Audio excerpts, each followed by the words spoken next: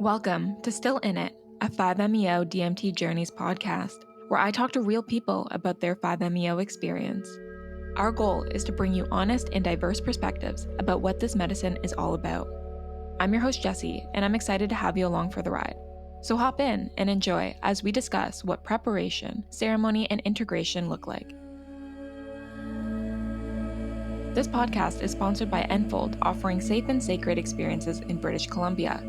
To learn more, visit enfold.org. That is enfold.org. Or click the link in the show notes. And now, without further ado, I hope you enjoy today's episode. Hello. I want to welcome a very special guest, a bright, shiny woman named May. Welcome. Thank you for having me. It's so good to see your face. Greetings You from as LA. Well. Yes, I know. Such a big move, and hopefully maybe we can talk a little bit about that as we get in. One question that we actually start every podcast with is, what called you to the medicine? And if you can explain a little bit about your background, if that helps with how you landed at Enfold and to do 5-MeO with us. Yeah, I'll give a little context on my background. A few years ago, for a long time, I was working a corporate job. And in August 2020, I took a huge leap of faith and I got certified in sound therapy. So I am now a certified an intuitive sound therapy practitioner. And at the same time, I launched a podcast called The Craft. So I moved into things that are very audio related. So that was a huge, huge shift for me in my life and in my work. I do believe that shift also brought me closer to remembering who I truly am. And then in probably about fall 2021, I was feeling this call to medicine. You know, I had sort of wondered about medicine for a few years and had set up a few times to do ayahuasca, and each time those dates fell through. For some reason or the other, it fell through. So I understood that it wasn't the right time. But fall 2021, I was starting to feel like it was time. And so the thing I said to myself, and let's call it what I said to the universe, is, please bring the right medicine to me. Like, let it come to me. And I had a catch up with a dear friend, Shannon Heth, who I know you guys know as well. And she had done a ceremony with Enfold. And she began to tell me about her experience. And there was something about what she said that drew me to it. And then I ended up doing a sound therapy session for a friend that actually brought Steve's name. So that was sign number 2. And so I went on to the Enfold website, and embedded on the website was an interview that Steve had done on a psychedelic medicine podcast. And I listened to it. And there were things that he was saying in the podcast that are very similar to things that I say to my sound therapy clients. And that was the third sign. And so I contacted him. I met Steve in person and right away felt that trust. And that was it. I decided that I'm following the signs, and it felt great. It felt good and expansive. And that's how I ended up at Enfold. Amazing. What were some of the things that Steve was saying on that podcast that aligned with what you say to your sound therapy clients, and how that played in your process of coming to Enfold?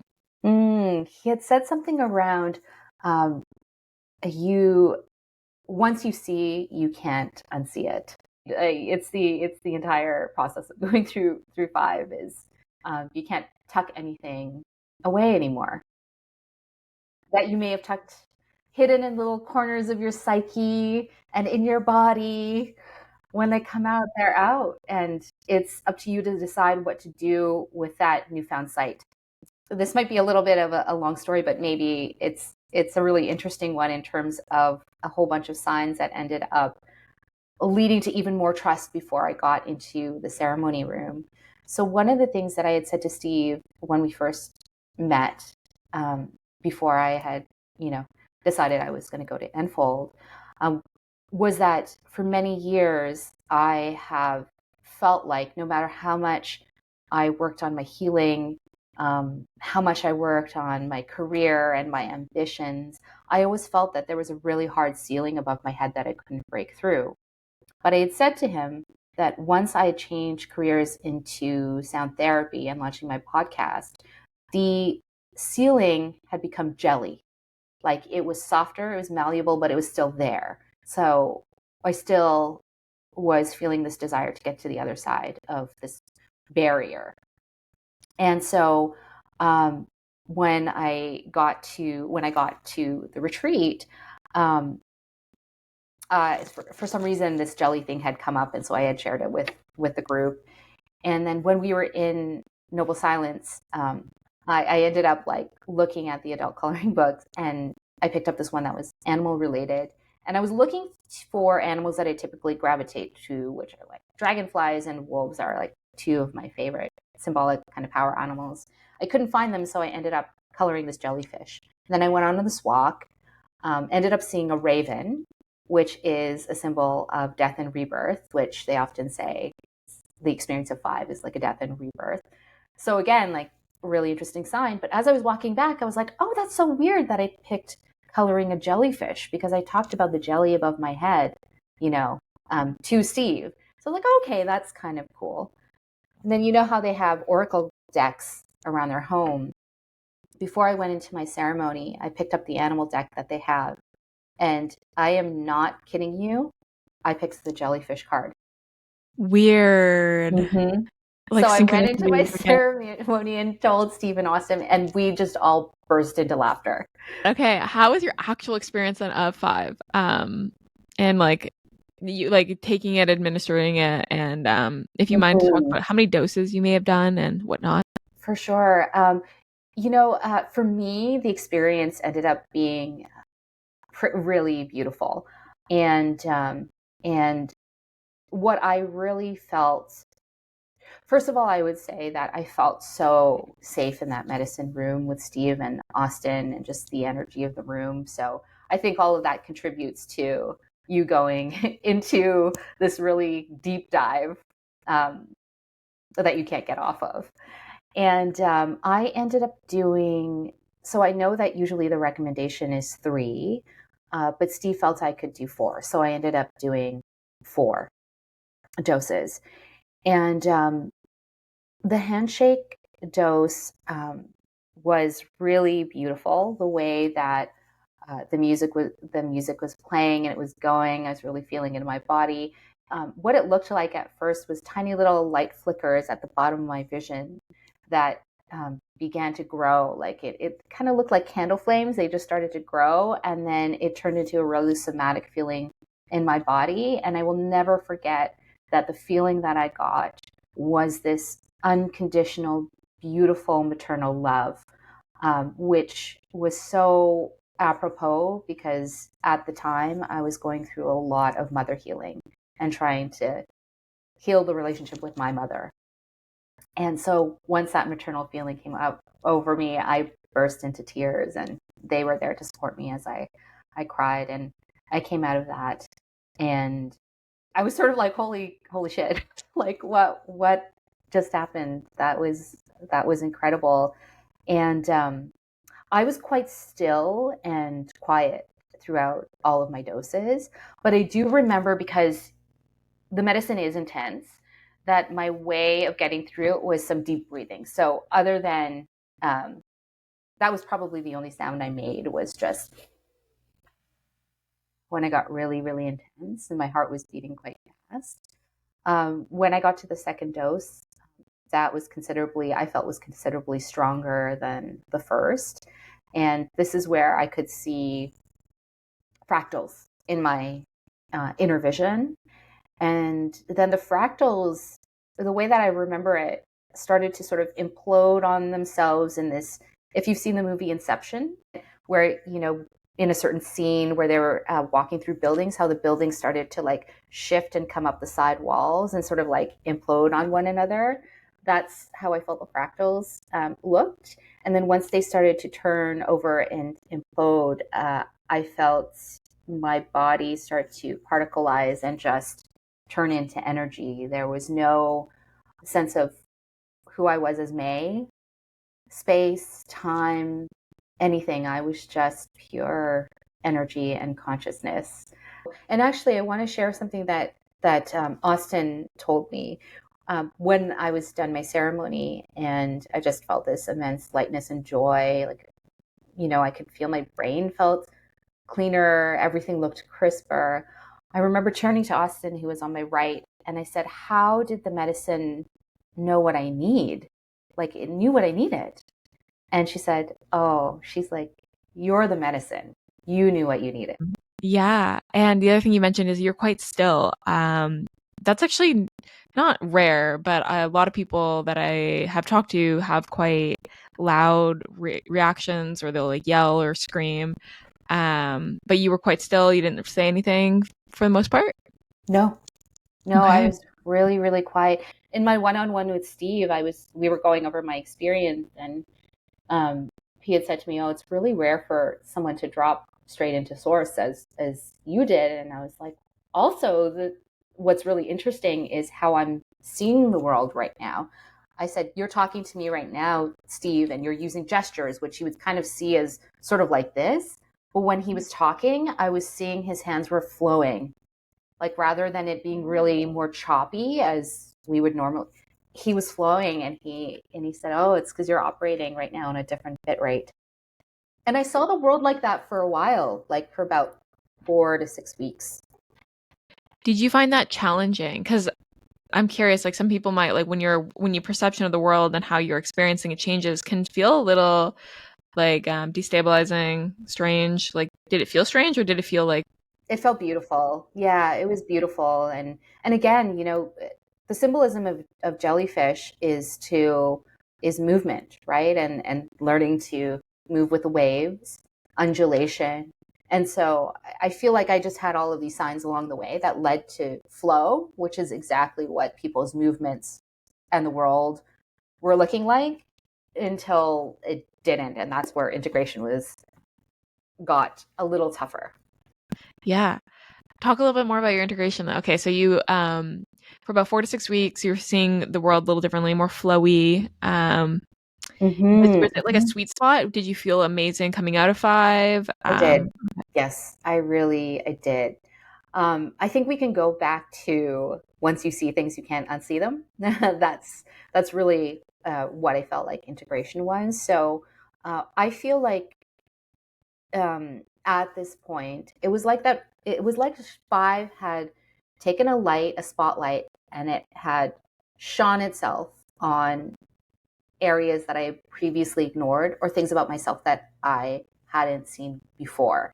And when you see those things, you sort of feel almost a little gutted that you have been that way, but also um, sad that you have that your ego has spent all this time protecting you, which is amazing, and how sometimes you need to get through things to survive. But those ways that you'd been living no longer serve you anymore. So it was this really interesting, like feeling sort of sad and grateful at the same time, because this is where the work starts, and this is where you can choose to let go of those ways to make way for a new way of approaching your relationships, life, the decisions you make. And so I feel a lot of those difficult things were like I was starting to see those things. I was seeing this kind of impatience and control that I hadn't really truly seen or really acknowledged before. I'd always thought of myself as a really patient person, but I was like, oh yeah, no. Like in certain instances, I do not have patience for certain things. Um, like I really want to be in control of my own little universe. Um, and that felt tough. That felt tough. But that's also where um, I started to try to have more space for people and things and situations. But that took a long time. So I I did 5 in mid-February, and I only started to feel like I was coming out the other side of this very deep integration in like mid to late January of this year. Maybe give a little bit of context there for your listeners who may not really understand what integration is and how like you were still able to function in your life type of Yes, yeah, I wasn't in bed all day. just like half the day. Yes.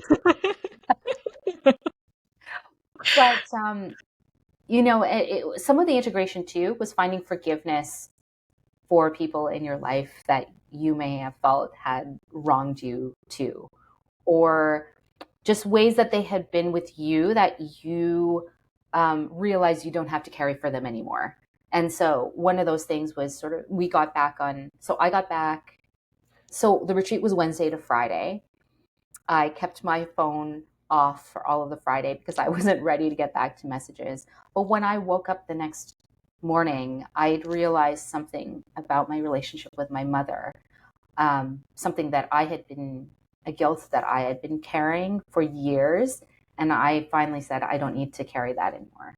And oh, I cried. I cried. And so, yeah, just kind of dealing with those things that come up and grieving those things and understanding that there are graces that you have to have for yourself too, like things that you need to free yourself, that you can, I should not need, I can say that you have the ability to free yourself from. um, and yeah, and doing that takes a while. It's not like, oh, I free myself of that in the instant I realize it. It's like, no, it's a realization, and then over time you start to like cut those cords away little by little. So something that I can share is from being a sound therapy practitioner. I always send people an intake form, and one of my questions is, what is the emotion that you express the least? And 90% of people will say anger, right? Because it is a shameful in quotations, to feel angry. And we know now, a lot of us know that there is a healthy way to be angry. And so I believe for the first time, I've allowed myself to feel anger for things that have happened in my life, but transmute it in a different way and not hide it in my body where it can make one sick, right? When you hide these really, really deep feelings and not address them and resist them. Yeah. Yeah. I guess like one of the last things that we like to ask is what is one thing that you would recommend to somebody who wants to work with five or is coming to Enfold? What is like some sort of wisdom that you can give back? Allow space for yourself before and after. So really start to power down on outside noise before you go. And then allow yourself, instead of jumping right back into the real world after, just sort of like sit with what just happened. Whatever that experience was for you, just space. I don't know how, like, to give yourself space before and after so that you can feel really spacious, like once you start to integrate, and even after, just feel more spacious in your life and less constricted. Would you say in a practical way, does that mean more alone time or could that look differently for different people? I really would suggest alone time. Yeah, like learning to become your own best friend.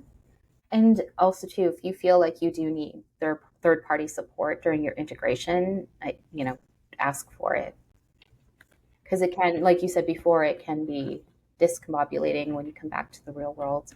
If one hasn't had experience with it before, or hasn't had a ton of experience with altered states of consciousness or breathwork or anything like that, yeah, don't be afraid to ask for help, which I guess is a great mantra for life in general. Yeah. Thank you, May. Honestly, this has been such Oh, a healing conversation even for myself. oh, I'm so glad. I'm so honored. Thank you for having me. And yeah, I just have so much respect and admiration for Steve and Austin. And I'm so happy they've become friends as well. And I think it's very, very powerful work that Enfold is doing. So I will always be a support and champion.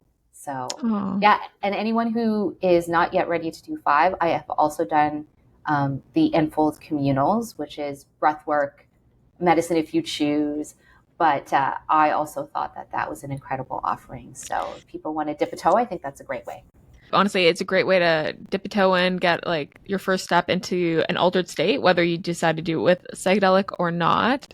And also a great way to continue to drop back in if you have done 5. So, It is. Yes, it is. yeah. Thanks, Uh, May. Thank you. So much love to you and everyone. Thanks for listening to the Still In It podcast. I hope you enjoyed today's episode. If you're interested in hearing more, the best thing you could do is to leave us a review.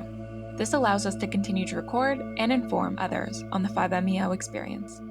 If you want to join our beloved community or learn more about us, feel free to visit us at enfold.org.